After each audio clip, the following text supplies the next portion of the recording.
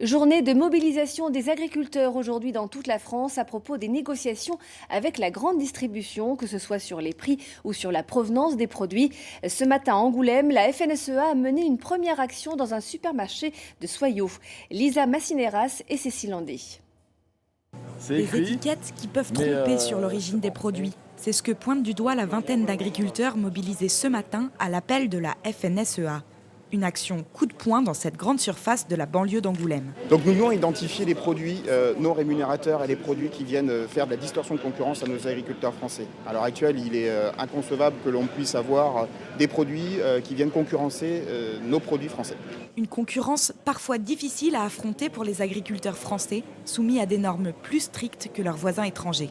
On a des produits beaucoup moins dangereux que les autres pays aux alentours, qui nous coûtent plus cher et qui ne marchent pas. Qui marche beaucoup moins bien. Mais dans les rayons des supermarchés, pas toujours facile de distinguer les produits français. Alors, les agriculteurs ont quelques astuces.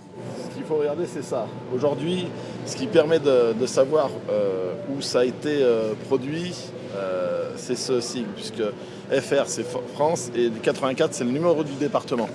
Des actions de ce type se sont déroulées aujourd'hui, un peu partout en France.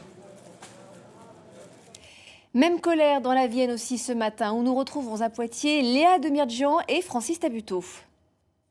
Absolument, ils sont une dizaine d'agriculteurs réunis ici au Géant Casino de Poitiers. Et vous le voyez derrière moi, ils sont en train d'étiqueter des produits alimentaires parce que pour eux, les produits alimentaires aujourd'hui ne sont pas bien étiquetés. Or, des produits mal étiquetés avec des étiquettes indéchiffrables, c'est des produits dont l'origine est inconnue. Alors, cette mobilisation, c'est aussi l'occasion d'aller à la rencontre des consommateurs, de leur demander s'ils savent exactement ce qu'il y a dans leur assiette. C'est aussi l'occasion de dénoncer le fait que la loi alimentation, la loi Egalim, était censée mettre à égalité les agriculteurs et la grande distribution. Or aujourd'hui, ce n'est pas le cas. Je vous propose d'écouter Romain Martineau. Il est agriculteur à Montamisé. Les grandes surfaces, elles ne respectent pas la loi Egalim, elles ne jouent pas le jeu. Aujourd'hui, on a zéro retour sur nos exploitations. Les grandes surfaces ont fait des augmentations de certains produits pour justement récupérer des marges pour les redonner aux agriculteurs par rapport à cette loi. Et aujourd'hui, sur les exploitations, il y a 0 centime de retour par rapport à cette augmentation de produits et loi.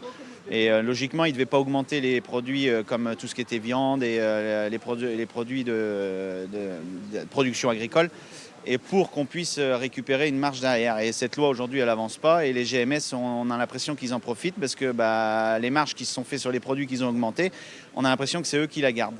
Vous l'aurez compris, l'objectif, c'est de dire qu'on peut acheter français à un prix raisonnable. Or, c'est une nécessité pour ces agriculteurs.